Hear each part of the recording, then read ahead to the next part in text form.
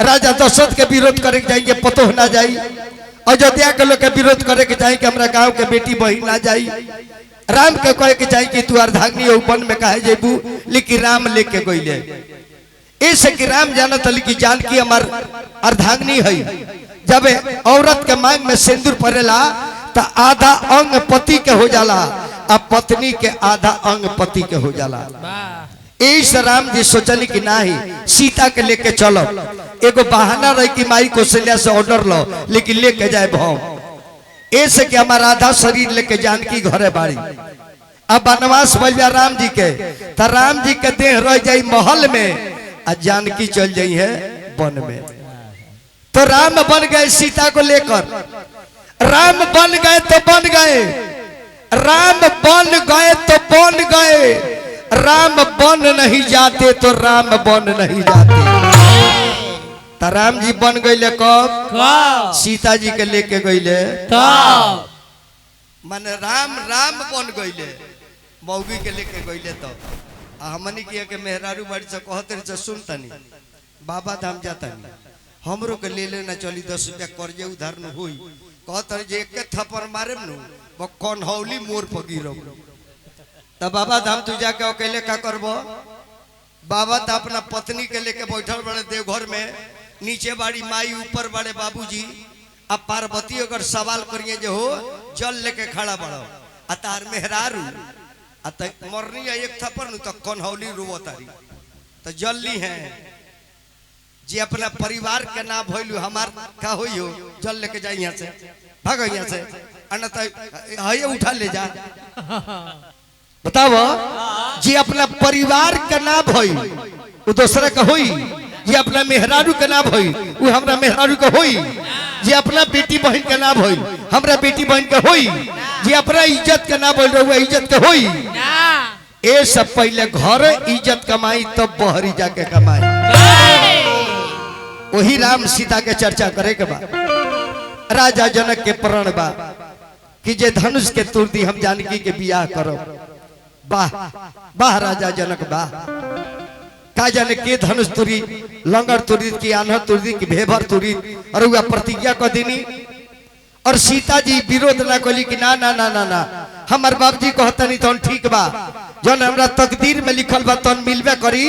तब अपना खानदान के, अपना जात के, अपना गांव के, अपना समाज के इज्जत काहे ले? ऐसा हमार बाबूजी जौन कहता नहीं कबूल बा, हमरा जौन लिखल बा तो मिलिए जाई, तो काहे अपना खानदान के मर्यादा के उल्लंघन काम करेगा?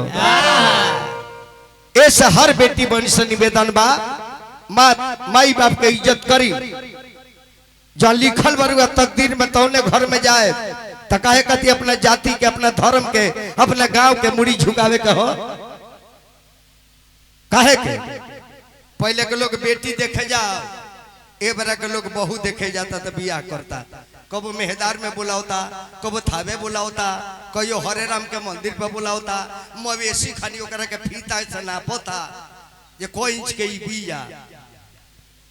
अब पहले के लोग देखो कि ना करे बढ़िया पतो मिल जाओ, काका कैसन पतो बिया रे हमर बाप, लक्ष्मी आई आ देखले नहीं खन आ लक्ष्मी आ गई, काका लक्ष्मी बिया तो लक्ष्मी सवेरे तो जान जाए आंगन लीप के एसी रूम बना देती है, आ एक एक फरावटा सवेरे दे देती है, हम 12 बजे ले ढेकारते रह जाता। एबरा इनकवारी पे इनकवारी लड़किन के होता तब का होता? काका पतो कैसन बियाता है हमर बाबू, जौन देखौले सुल्तान ना हो एगो होइए नहीं के अनुगली एक नैन कुमारी कतलो कहले तो एक नैन कुमारी आ गईली नु त लिखल भाई तो 12 जी लिख दल बड़ जे के तारा घर में जाई, तबे मतलब के बैल घाटा लगोले बा। राजा परण कले बड़े लोग पहुंचाता, रावण भी पहुंचाता रे, बालासुर भी पहुंचाता रे, और विश्वामित्र बाबा राम लक्ष्मण के लेके पहुंचाता।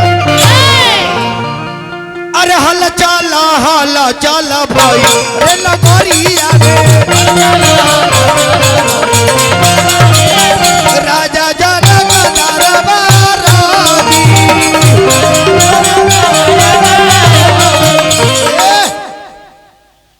आराम से बाबा बाबा अनिल मिश्रा जी गोड़ लागतानी जल्दी नीतीश कुमार दिल्ली तू जल्दी जा जाई खूलो मुआव तो बड़ो पियाव तो बड़ो अब बेचवाव तो नहीं खो गरम पानी ढेर दिन से नहीं को मिला जल्दी दिल्ली जा नीतीश कुमार इतना बुर्बक नेता ना हो गए बड़ी खिलाड़ी पक्का देखी कितना लमहर गेम बा एगो चीफ मिनिस्टर राज्यसभा के चुनाव ना लड़ी उतना लमहर राजा बन के मंत्री बने जाई लेकिन देखिए हम जी से घुसुक जाए इन्हें लोग हाला करते बजे खोल दलो हम उन्हें जाके दिल्ली पर जब इन्हें खोल दिए लोग पूछी तो कह जो हम रहनी है ना तो वो लोग खोलने बता जाके वो लोग से पूछो इन्हें काम भी हो जाए या बदनामी भी ना मिली झूठन कौन ऑपरेटर भाई ना ना काहे कि भगवान खोला एक के न तो बाप रे बाप जानता नहीं बाबा कौन दशा भइल बा अपना घरे फगुआ के पुआ बनेला न तो लइका लागेला शुरू पुआ ना खाए नो नो अगर लोग के घर से बाइन अगर करिका मीठा के पुआ जोरल मिल जा तो कुकुर खानी दांत में लेके भागता उहे दशा ये बेरा के भइल बा पहले बाप रे बाप लोग फरमाइश करे मैकडॉल चाहिए सिग्नेचर चाहिए ये वैरायटी वो वैरायटी अबे बड़ा वैरायटी खो जाता लो पार्टी बसवारी में खड़ा बा इलेनवारी में से निकलल है ओनहरे में माल दे देता ना देखो तारे की गिरी सब की मोबिल तड़ाक दे मार के पड़ाक चुप चुप 112 आ जाई तड़ाक दे मार के पड़ाक दे भागल पड़े तो कम से कम भागे वाला तक कमावन हो जाई सवेरे जीवतिया के पारन पन बुझाता चुप रहो बबुआ इजान जे की कर तीज को के छोड़े भाई अरे हलता चला भाई रे लगोरिया में राजा जनक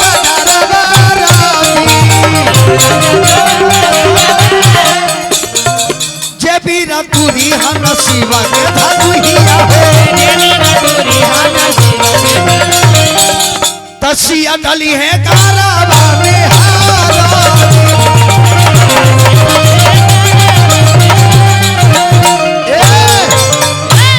देश विदेश का राजा ले पहुंचल बा राजा जनक बंदी से गली की बंदी घोषणा करो बंदी कस की जो आज्ञा महाराज हे देश विदेश के लोग आप लोग जानते हैं राजा जनक जी का प्रतिज्ञा है जो धनुष को तोड़ेगा उसी के साथ जानकी की शादी कर दिया जाएगा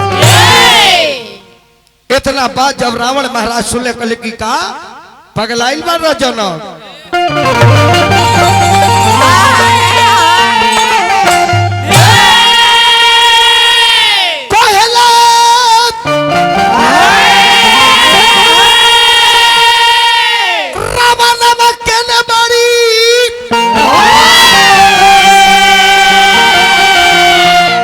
सीता सुकुमारी तुरी का धनुहिया ले जाए अरे लंका वाले माजारी तुरी का धनुहिया ले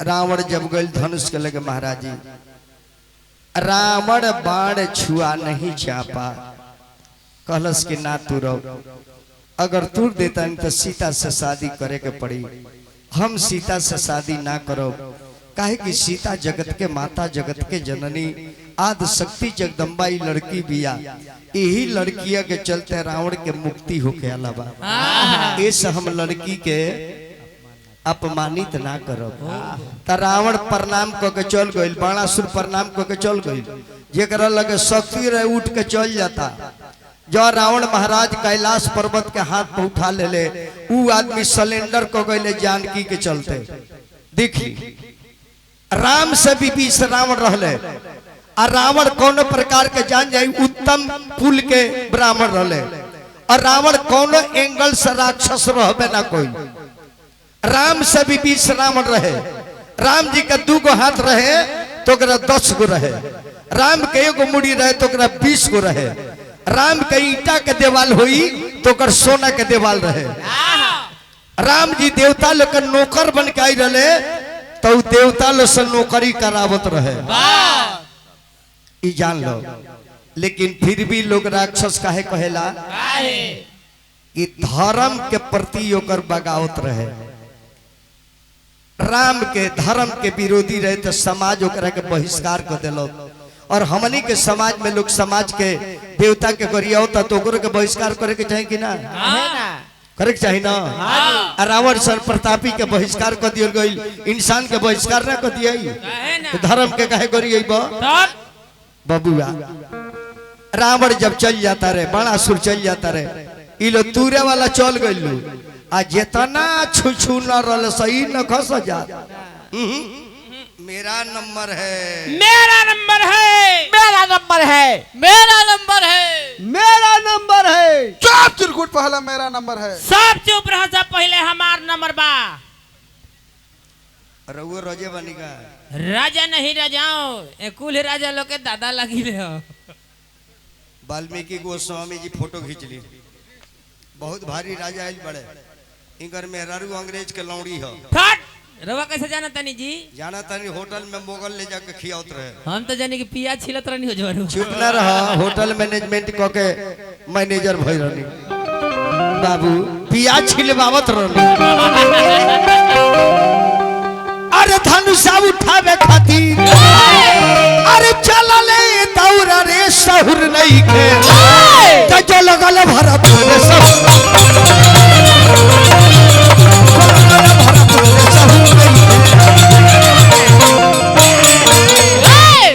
10,000 राजा चाचा हार गए। तब तुलसीदास जी के लिखे के पड़ गई कि राजा के प्राण तो टूट गई।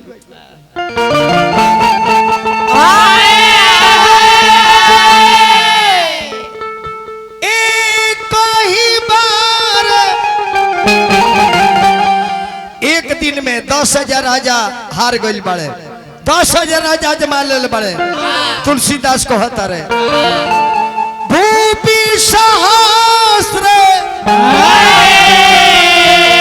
दसई कही बार अलगे उठावन टरे नहीं टारा। राजा जनक रुए लगले।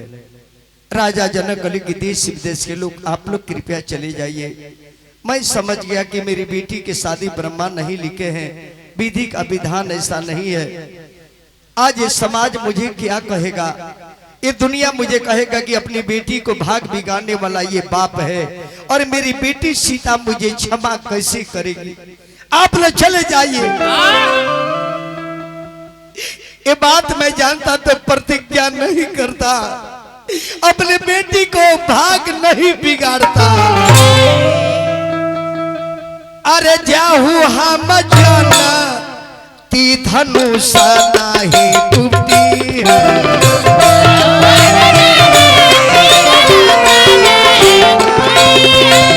नहीं करती ऐसा नंबर है, नहीं करते ऐसा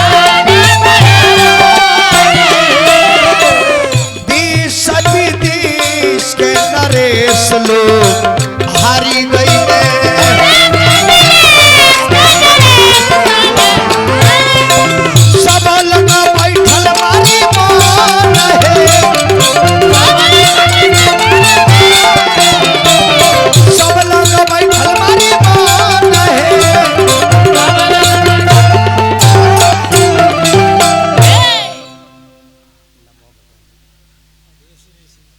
श्री अवधेश मिश्रा बाबा 100 रुपया दलवानी बाबा के हमको लगता नहीं।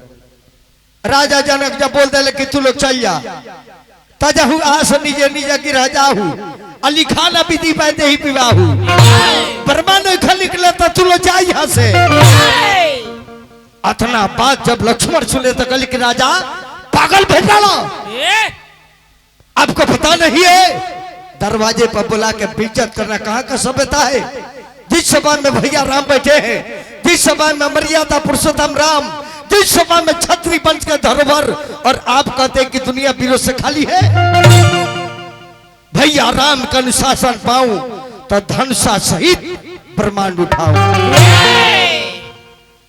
भगवान राम करने के लक्ष्मण बढ़ जा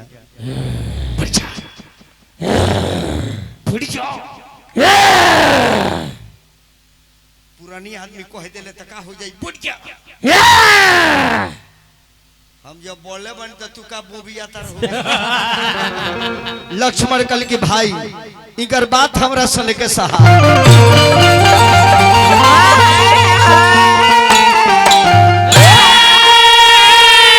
सुन के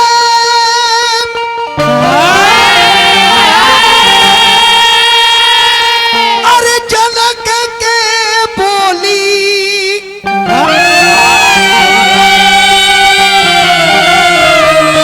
अरे लगली करे जवा में गोली दया क्या देती अरे भैया जी मोर त देती धनु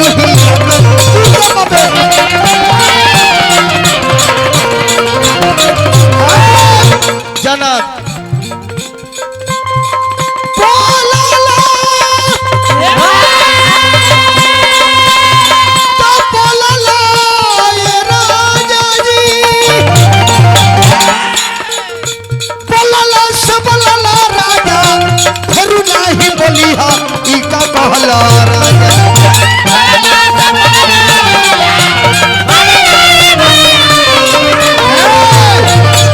जनक महाराज अरे जाना ला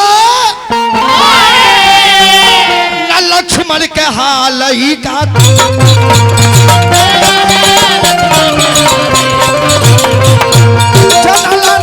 लक्ष्मण के हाल ही का कहला राजा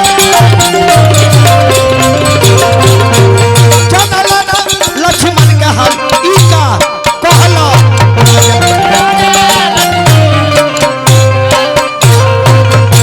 लक्ष्मण के हाल ही का कहला राजा जी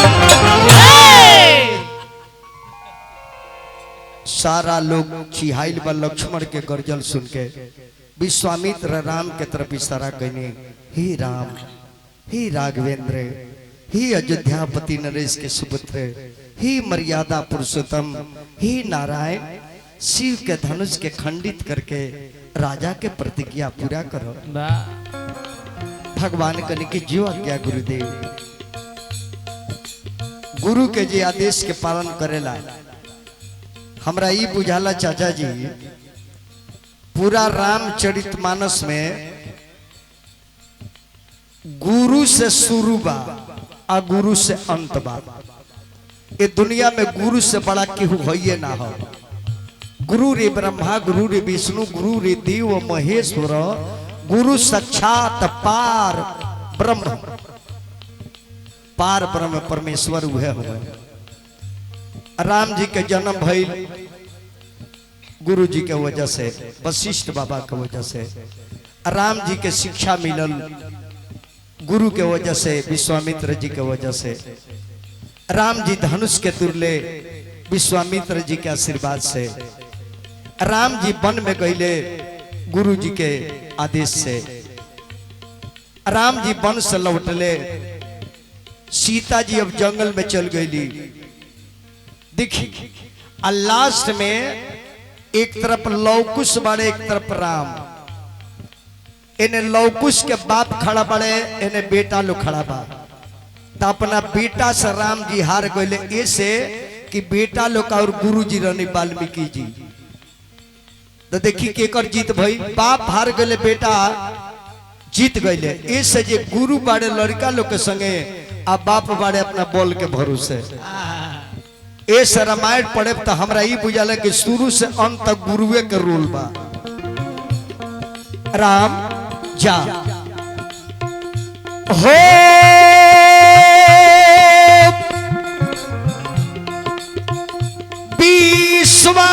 विश्वामित्र समय सुभिजानी समय ऐसे ब्राह्मण से पोथी पत्रा पंचांग देखावल जाला समय मुहूर्त लगन हरदम समय ना संग रहेला काहे कि समय बलवान होला आदमी बलवान ना होला 10,000 राजा हार गए बड़े ऐसे कि समय पक्ष में ना रहे अब समय राम जी के पक्ष में चल रहा बा तो बाबा आदेश जी की जा राम अब समय तारा पक्ष में बा और समय ही ईश्वर के नाम है बाबा गौनई रउआ रोज मिल जाई ब्यास रउआ रोज मिली है लेकिन आज का समय जीवन में दोबारा ना मिली ऐसा लिखा जाला टाइम इज मनी समय ही धन है समय को कृपया दुरुपयोग न करें भविष्य में बार बार समय ना मिले पढ़े वाला जे भी लड़का बा समय से खिलवाड़ ना कहे कि बार बार समय संगे ना आवेला एक बेर आई समय के ना पहचाने चल जाई जीवन भर रुए के पड़ी विश्वामित्र समय सुविजानी बोले अति स्नेह में बानी जा उठा हूँ रामी भजाऊ भल चापा मीठा होता जनक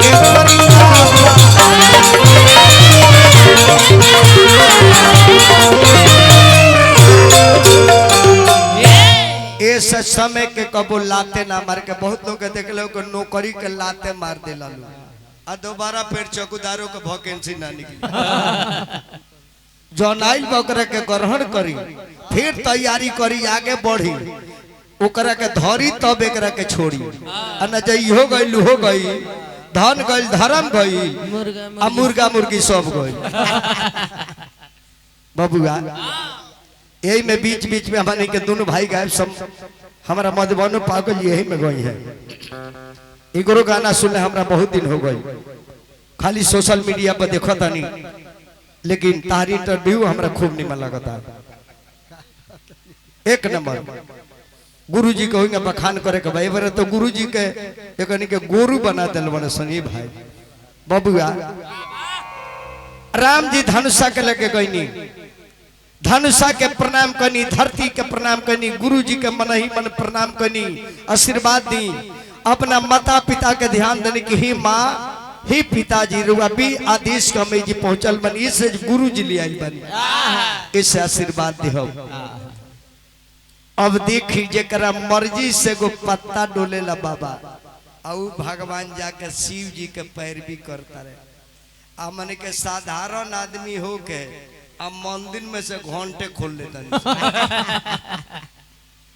राम जी हो के देखी केहू के निवेदन करता जी हे भगवान हमरा पर कृपा करी हमने के साधारण आदमी हो के थावे के दुर्गा जी के मंगल सूत्र छीन के लेके भाग ले क्या सोच है रे भाई वो ढूकले से तो अपन के ना बुझाई हो ये माई कोई ऐसा करी है ये फिर पानका ना फेंकी खानदान में बबुआ राम जी जाके शिव जी के ध्यान धैले बने कि महादेव राउरे धनुष रावण भी राउर भक्त में तो चल गए बड़े तब ब्राह्मण एको जाना धनुष पर हार गए बड़े अगर छत्री जीतियो जाता तो कोनो जीत ना कही ब्राह्मणों का अपमान करना क्षत्रियों का धर्म नहीं है गुरु जी कहने कि राम रावण पहुंच रहे हाँ उठ समय बढ़िया ना रलो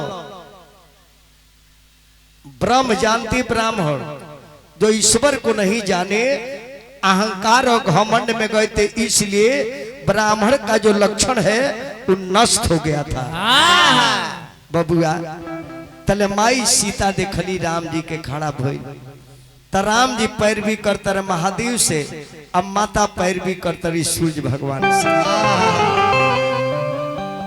अरे उगाले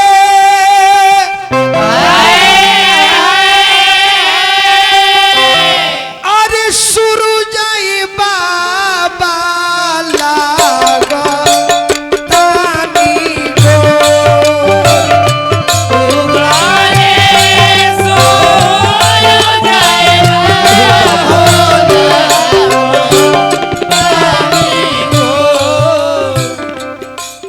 आदित्य भगवान ना टूटी।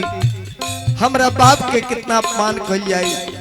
ये लड़की जात के दुनिया के लोग का कोई जे कैसन जन्म ले लेबी कि ना टूटा ता ना बिया होता। राबूरी उगल गए बाबा हो खेला जो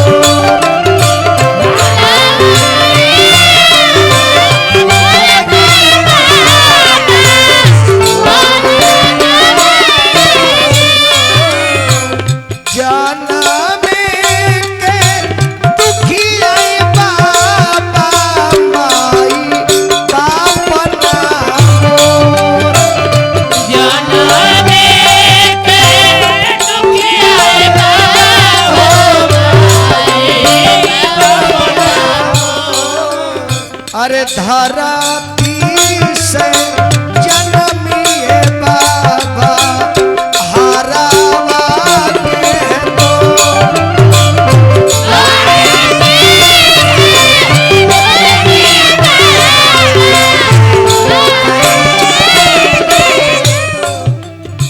लाटा बीखा अराइए बाबा नैना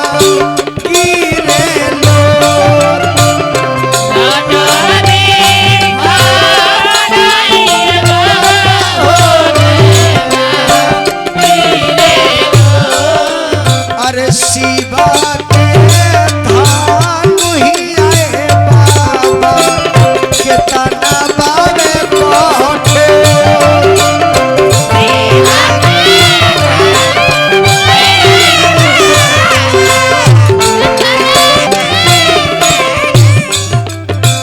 ऐसन बलवा धरती तई बाबा धनुहिया दीते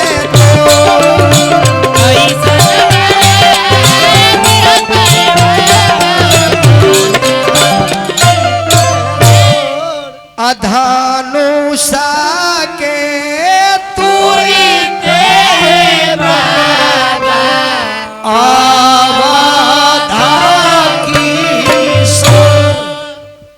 अब ना के धनुषा के उठावल देखता बाबा आ ना के छुअल देखता।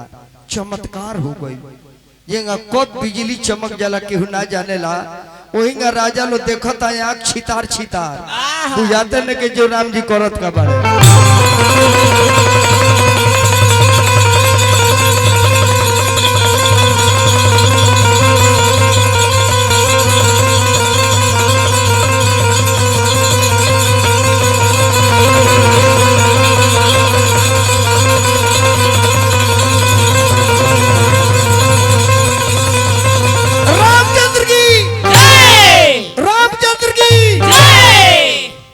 एगो सखी दौड़ के सीता के लगे रिपोर्ट लेके चल गई।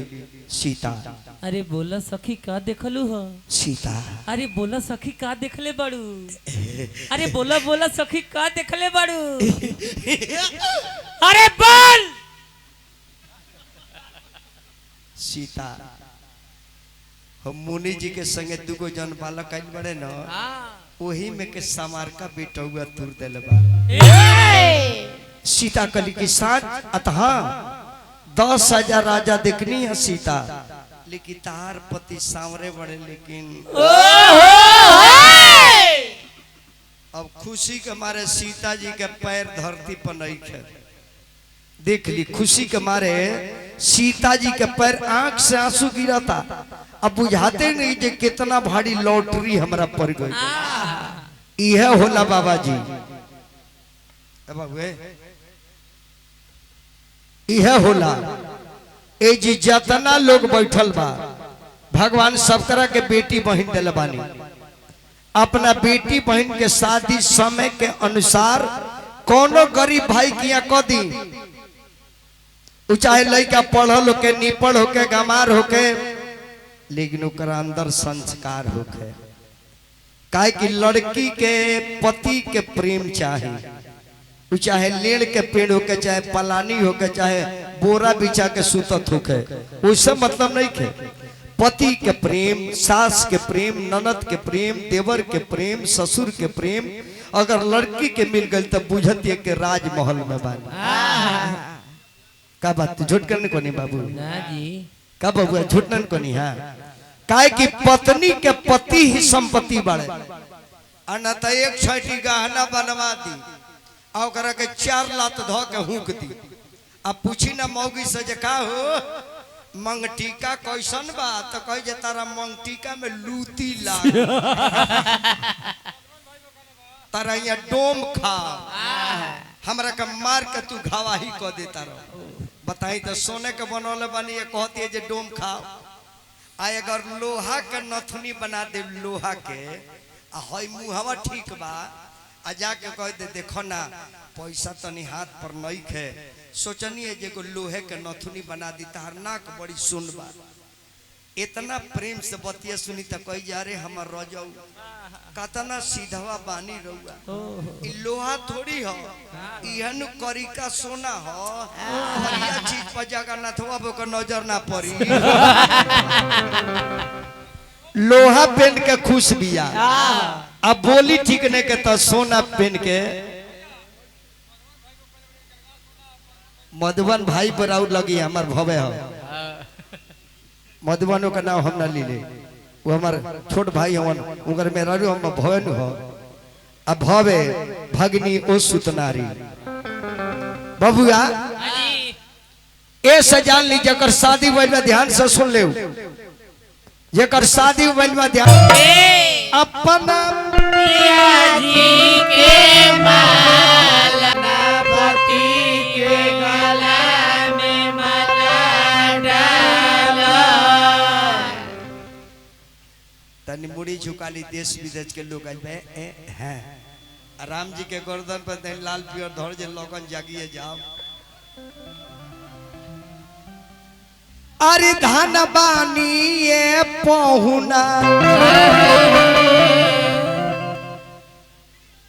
पहुना ए पाहू कई जगह हम डरैली मठिया में नहीं खी कहाँ बानी अयोध्या राम लला के मंदिर में ए पहुना काई भगवान अगर और सार बन गए रहती न तब मानस में हमार नाम छप गए रही हई कितना हंसतारी हो इस सोचतारी कि हई धन हमरा मिले अल रोल पहिरावसिया जी अपना पहिरावसिया जी अपना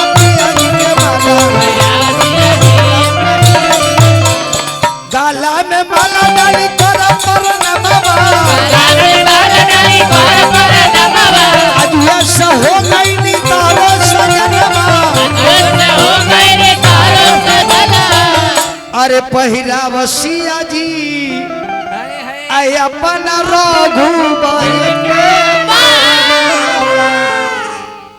एगो बाबा ही रउआ ले ली हेंगली तो अब बाबा एगो रउआ ले ली।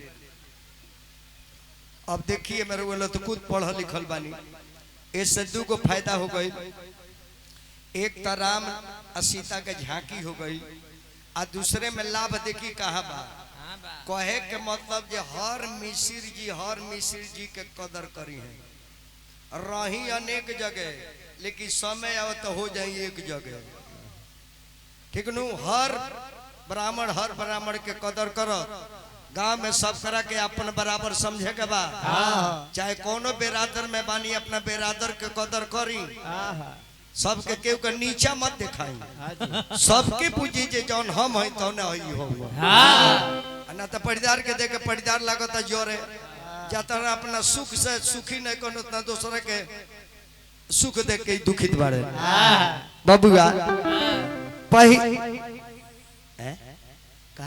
का कहतारी जी ओ कहतारी के दुल्हा तनी लामा परत सखी चिंता मत करम पहुना से बात करता तानिए का सिरावा झुकाइए श्री रामचंद्र सिया डली है गरबा में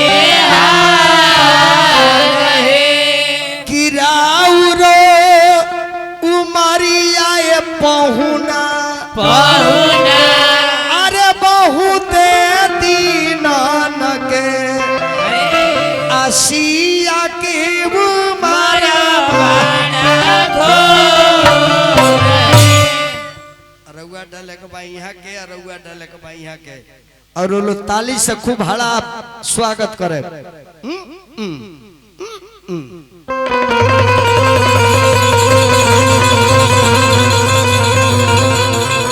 अरे गगनवा से फूल बरी से तसिया डाल बड़ी कलम में बलवा गगनवा से फूल बरी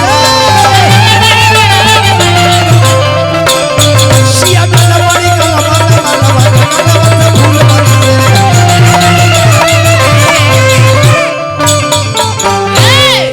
खूब जोर से तनी जयकार बोले के बाबा बा श्यावर रामचंद्र की सब हाथ उठाओ। जय श्री राम जय श्री राम जय श्री राम जय श्री राम। रहे दी ना तो वाल्मीकि बाबा का पैंट भीजे लगी।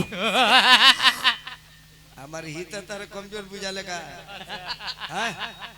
हम कुछ कर लीले तो तू करबा का बताओ। परमादरणीय परम पूज्य श्री सुरेश मिश्रा बाबा 100 रुपया दल मनी जयमाल पर महाराज जी के गोड़ लगता नहीं आशीर्वाद के कमना। राजा दशरथ जी के लगे चिट्ठी गई बा कि महाराज के मालूम और लड़का के धनुष के तुल्य बानी और वह बारात लेके आई अपन बहू लेके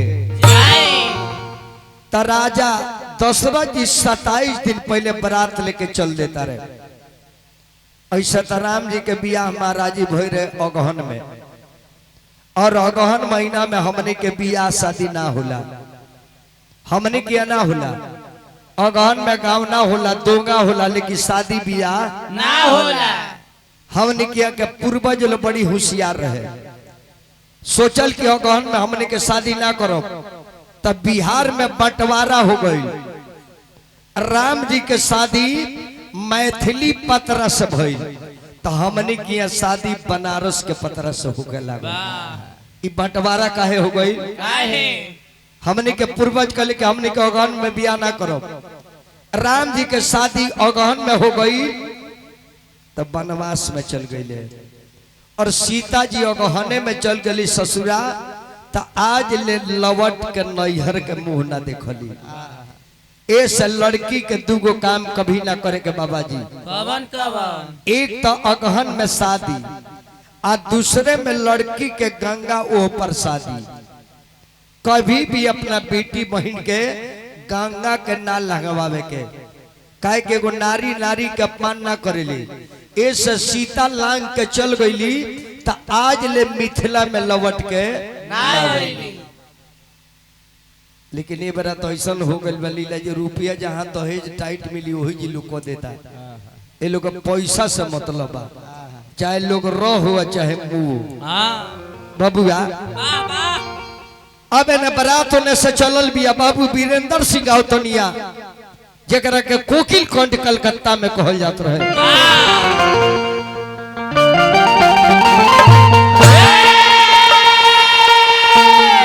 साजी के बरतिया राजा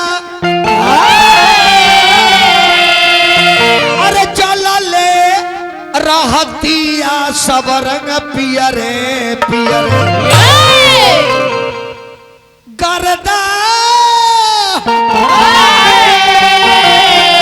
अरे उड़ौले घोड़ा हथिया सब रंग पियरे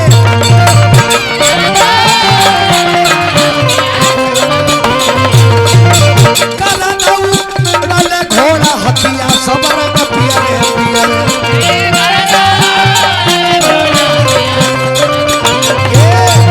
ए महाराज जी गुरु जी के राठावा पर तीनू आवर पिया सब रंग पियरे पियरे।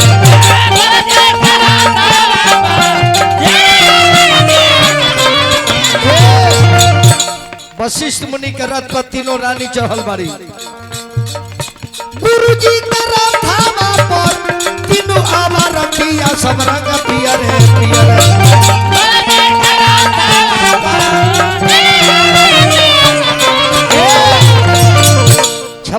चौगुन में ले लो। अरे गोमा गोमा, अरे गोमा के धरतिया सब रंग पियरे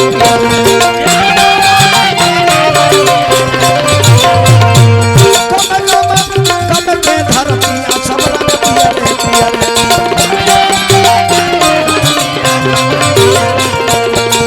गोमा के धरतिया सब रंग पियरे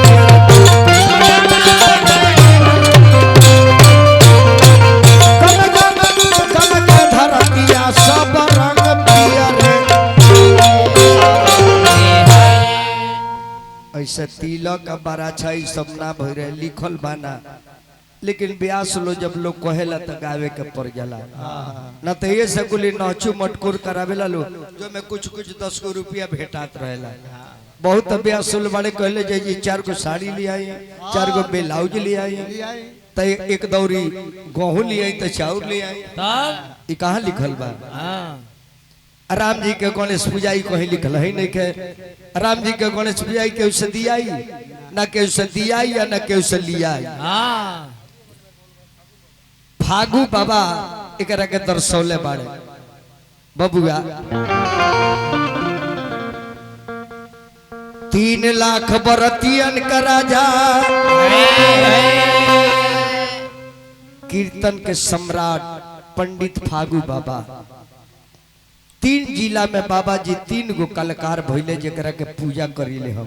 केकर छापरा में भिखारी ठाकुर, अपना सीवान में दरबारी बाबा, और गोपालगंज जिला में रसूल मियाँ। रसूल मियाँ जिगना के, रसूल मियाँ के एगो जिगना गाँव बा। हथुआ के महारानी एक बेर रसूल मियाँ के नाच के साटा बांध देली बरियारी।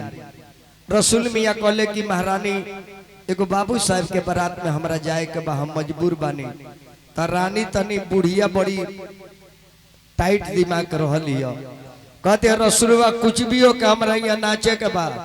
कल के हमरा यहाँ बाबू साहब मारे लगी लो, कल के कुछ भी करबे लेकिन तोरा नाचे के पड़ी।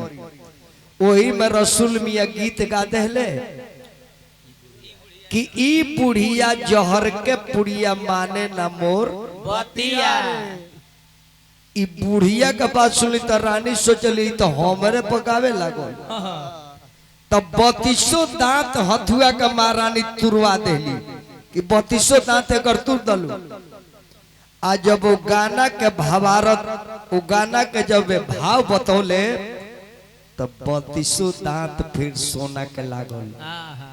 अपना पटवारी के बुलवा के कहली कि पटवारी वो जिगना में कितना अपन जमीन बा, जितना अपना जमीन बा सब रसूल मियाँ के नामे चढ़ा दिया जाए। तो आज भी रसूल मियाँ के जिगना एगो अलगे बोलेला। बताओ तो कैसन कैसन लोग रहे। आए बड़ा बधाई में तो लोग एगो लौकी काट के नहीं खेती। हाँ लौकियो काट के नहीं कहते कि ना ना ना बचका बनाओ के भाई। लेकिन देख लो 32 दांत सोना का रसूल मियाँ के लागू। वह बरात राजा के द्वार पर पहुंचल बा। जब बरात दरवाजा पर लागल ये महाराज जी तो गजब सीन हो जाला कि पापा समाधि मिलाना रौरा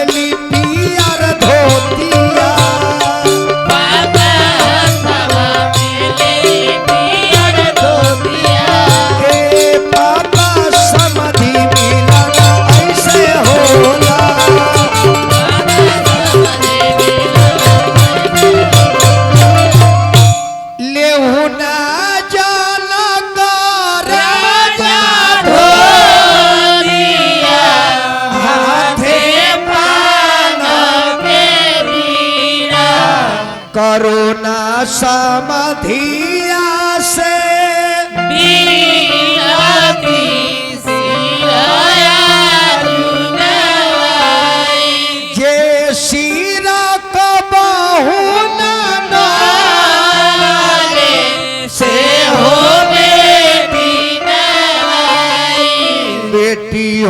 सिया जानकी बेटी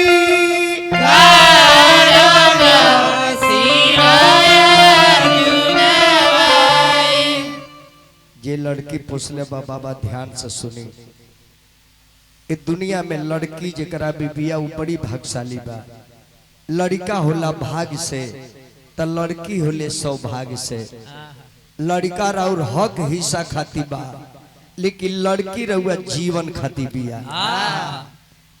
जना मेरा बेटा पतो घर से निकाल के वृद्धाश्रम में पहुंचा दी है वो बड़ा लड़की फोन करी कि पापा जी भैया भाभी से झगड़ा मत करी मम्मी के ले आई हमरा जौन जुरी तन खिया के रख ले लेकिन वृद्धा पेंशन आ वृद्धाश्रम में मत जाए लड़की विपत के सहायता लड़की होले और आज वो लड़की के देखी महाराज जी कितना लोग धजिया उड़ावता दौर पूजा होखे चाहे मत होखे जयमाला जरूर होखे के चाहे भले गणेश जी के पूजा छोड़ दो कहतल जे पंडित जी तने शॉर्टकट में मार दी पानी उनी छिरी के भाग जाए असली जन पंडित जी करे वो करे में ते काहे घबराइल बड़े रात भर पंडित जी बियाह करले बनी रात भर आ सवेरे समियाना में लिस्ट लेके बैठल बनी अगुआ कहता जी वहाँ के मैदान होके गइल बनी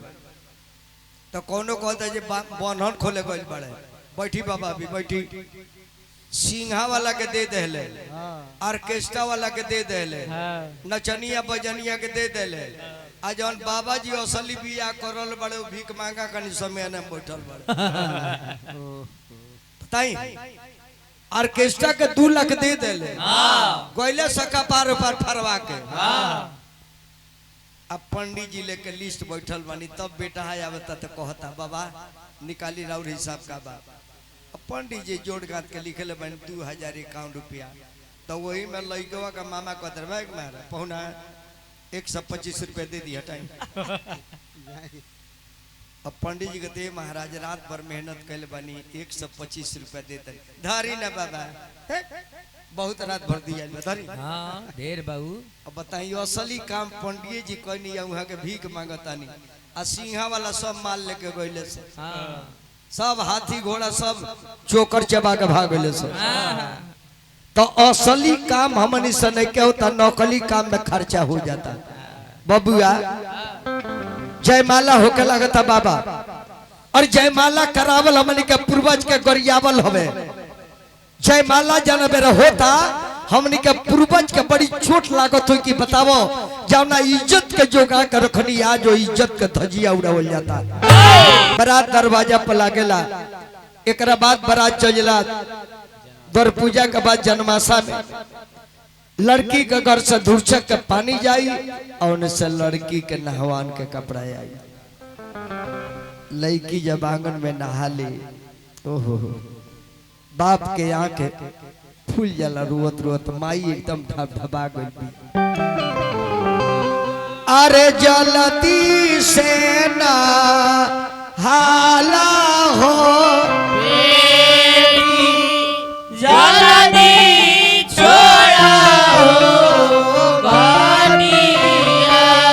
अरे दुआरा पर अइले हो बेटी तो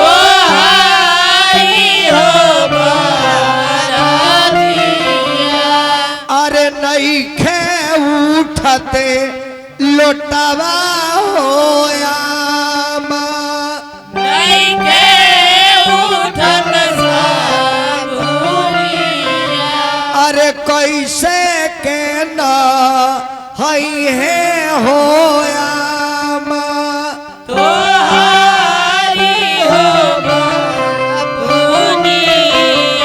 अरे माई बड़े बड़े भूना पर तू है रे मोयो अरे माई की कर दिया भी जा तू है रे मोयो अरे माई सुने ना रानी के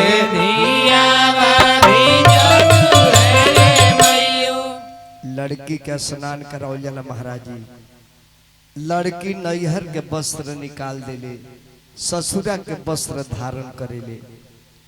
बेटी ऐसा ना भागा के हुआ दुनिया में, जबकि सबसे सर्वोपरि बिया। बेटी ना रही तो बेटा लोग के कीमत कहाँ से लगी। अगर भगवान बेटी बनावल बन का देश, आज लड़किन के मारल जाता, हत्या कल जाता, अपना पतों के जलावल जाता दहेज खातिर। आ का दिन कही बर्मा जी कंपनी बन का देश, तो लड़का लो बांधाश्रम खोली नु, ओकर बाद बकरी से बियाह कर लो, कहले कि आई लव यू बकरी, तो कहे में ते नाम है भाग थोड़ा लेनी माना हमार बोका पिया। अब लड़की स्नान करके कपड़ा पहन के इन्हें भसुर जी गहना लेके आओ तनी, और लड़की के बेचारी हजामिन मंडप में बैठाओती, लड़की रुवतिया, भसुर जी हंसता रहे। लड़की के बाप मारू के बांस धक के रुवता रहे, लड़की के चाचा बेचारा चौकट धक के रुवता रहे, और लड़की के भाई कुर्सी पर बैठ के रुवता। अब भसुर लो हंसते आवेला, अरे जा बारे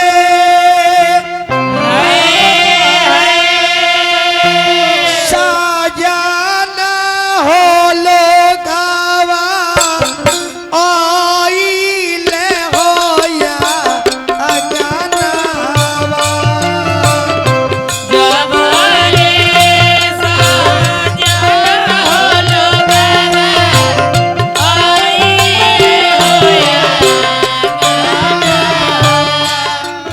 अरे काढ़े ले जा ना कई राजा अपनी रे पुतारिया।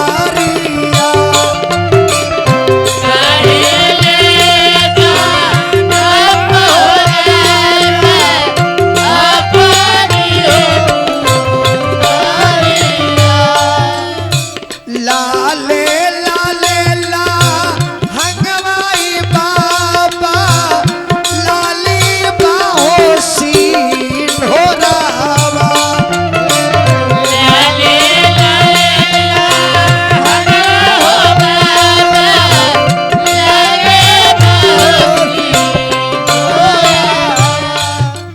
अरे लाले लाले सिया हो लाली बैठेली हो या गावा।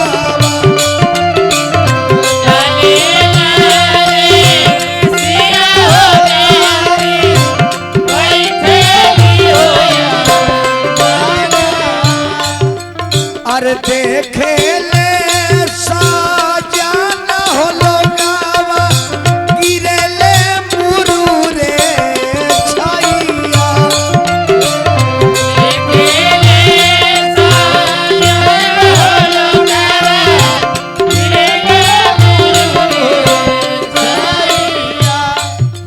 अरे कवना पिजारा रखनी समधि ऐसन सुंदर हो धियावा।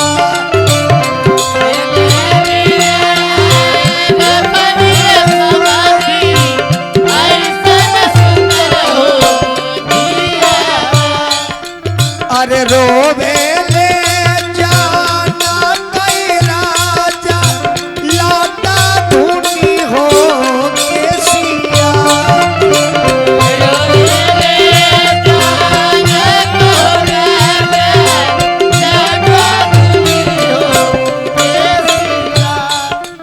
अरे हमारा सिया जल की हो बेटी आखी करे पुतरिया।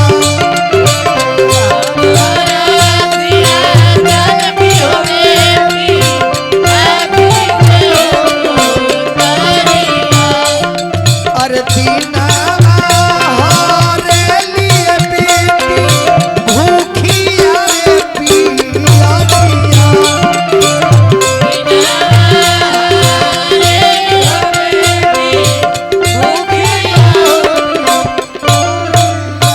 अरतिया अरेली हो बेटी बाबा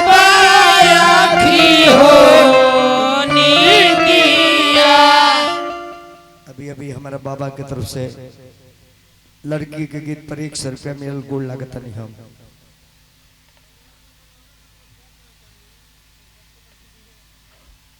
मोटर के गाना ना नहीं बना नहीं लगी महाराज। 1 रुपया फिर हमार बाबा दिल बनी, गोल लागत नहीं, आशीर्वाद के कमना बा।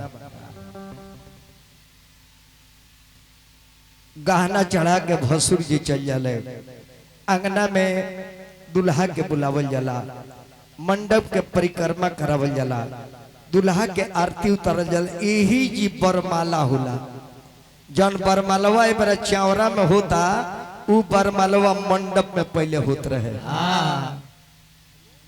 आज फैशन के दौर में इज्जत के कोनो गारंटी नहीं है। जयमाला होता है स्टेज पर, चावरा में, समियाना में।